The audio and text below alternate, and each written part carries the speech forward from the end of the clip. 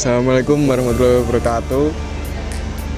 Kami akan melaksanakan tugas observasi di Vita Laundry untuk tugas manajemen resiko. Perkenalkan, nama saya Adil Narendra. Saya Abdul Rahim. Saya Bisma Febriansyah. Saya Sofia Maulida.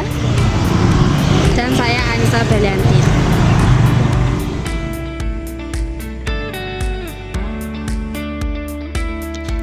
Halo, kami dari kelompok 2. Pada video ini, kami melakukan observasi langsung pada usaha Vita Laundry, sebuah usaha laundry rumahan yang berlokasi di Kota Kediri, tepatnya di Jalan Setono nomor 137. Observasi ini dilakukan pada tanggal 16 Juni 2025 dengan narasumber Mbak Novi sebagai karyawan senior di sana. Tujuan dari kegiatan ini adalah untuk yang pertama mengidentifikasi resiko-resiko yang dihadapi dalam operasional usaha, yang kedua menganalisis akar penyebabnya, dan yang ketiga menyusun solusi mitigasi yang tepat berdasarkan teori manajemen risiko. Dalam observasi ini kami menggunakan metode fishbone diagram atau diagram tulang ikan, yaitu metode yang membantu menemukan penyebab utama dari suatu masalah dengan membaginya ke 6 kategori. Yang pertama people atau manusia, yang kedua mesin, yang ketiga method atau metode kerja, yang keempat materials atau bahan, yang kelima environment atau lingkungan, dan yang terakhir adalah manajemen. Melalui pendekatan ini, kami dapat mengevaluasi resiko secara menyeluruh dan menyusun rekomendasi perbaikan yang aplikatif dan berbasis teori. Kami melakukan wawancara bersama Mbak Novi untuk menggali informasi lebih tentang pengelolaan risiko pada usaha Vita Laundry, dan berikut adalah cuplikan wawancaranya. Apakah pernah terjadi kerusakan mesin yang menghambat operasional dari usaha ini? Pernah, bukan dari mesinnya, kemarin dari sanyonya nggak keluar air, colokannya itu rusak. Akhirnya setelah diganti ya sudah normal lagi. Proses sortir bajunya itu gimana? Sortir? Iya, seperti kayak yang bahan jeans atau yang bahan biasanya kalau di sortir itu yang untuk bahan luntur, terutama itu yang luntur tetap dipisah, terus untuk warna putih dipisah. Terus kalau untuk yang di pengering, jadi bahan tipis-tipis seperti bahan apa ya namanya lupa, itu kan dipisah, jadi nggak di dryer, hanya diangin-angin kan, takutnya nanti kebakar ya. Untuk alur proses mencuci pakaian sampai dikembalikan ke pelanggan itu seperti apa?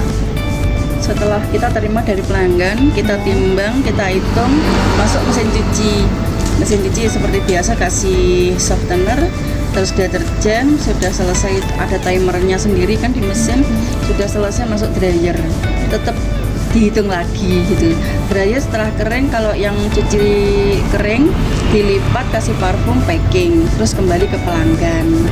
Kalau yang disetrika habis dari dryer terus disetrika, tunggu dingin, habis itu baru dikasih parfum, di packing, baru kembali ke pelanggan. Ya. Kalau limbah airnya gimana? Langsung dibuang ke pembuangan air. Jadi kan kita dari sini langsung dibuang ke selokan sama tempat pembuangan kamar mandi. Jadi satu di situ, dikasih pipa, diarahin ke situ. Ya. Selanjutnya bagaimana sistem pencatatan pelanggan?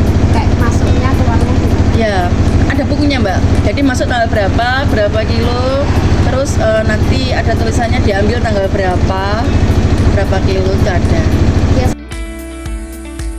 Setelah melakukan serangkaian kegiatan wawancara dan observasi, kami memiliki temuan dan mengidentifikasi risiko pada Vita Laundry.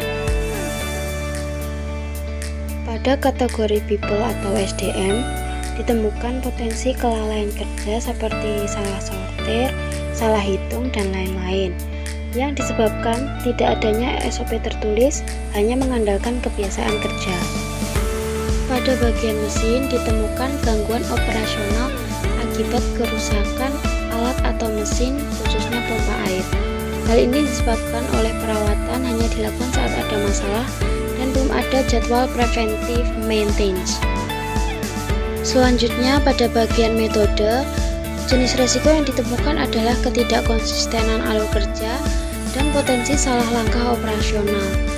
Mengapa? Karena prosedur tidak terdokumentasi dan tidak ada standar tertulis yang jadi acuan seluruh staf. Pada kategori materials atau bahan, ditemukan potensi kerusakan pakaian seperti luntur, sobek, dan bahan rusak. Disebabkan oleh sortir yang kurang tepat karena kurang paham jenis kain dan potensi human error. Pada kategori environment atau lingkungan, ditemukan potensi pencemaran atau penyumbatan saluran air limbah, dikarenakan limbah yang dibuang langsung ke saluran umum tanpa sistem penyaringan. Dan yang terakhir, manajemen, ditemukan resiko kehilangan data, kesalahan input, dan keterlambatan penanganan. Hal ini bisa terjadi karena pencatatan masih manual dengan buku tulis, belum menggunakan sistem digital sederhana.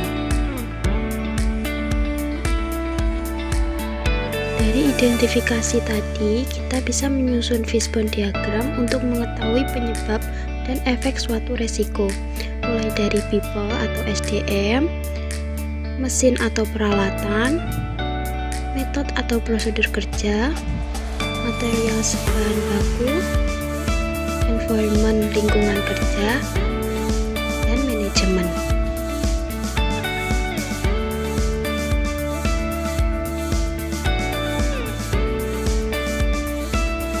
Setelah melihat penyebab dan efek dari resiko yang telah ditemukan pada fishbone diagram, dapat disimpulkan bahwa untuk mengatasinya telah dirumuskan strategi mitigasi resiko yang sesuai dengan teori dan peraturan. Dan berikut strategi mitigasi dan solusi yang dapat dilakukan oleh Vita Laundry, tidak hanya untuk mengurangi resiko, tetapi juga meningkatkan kinerja dan keberlanjutan usaha.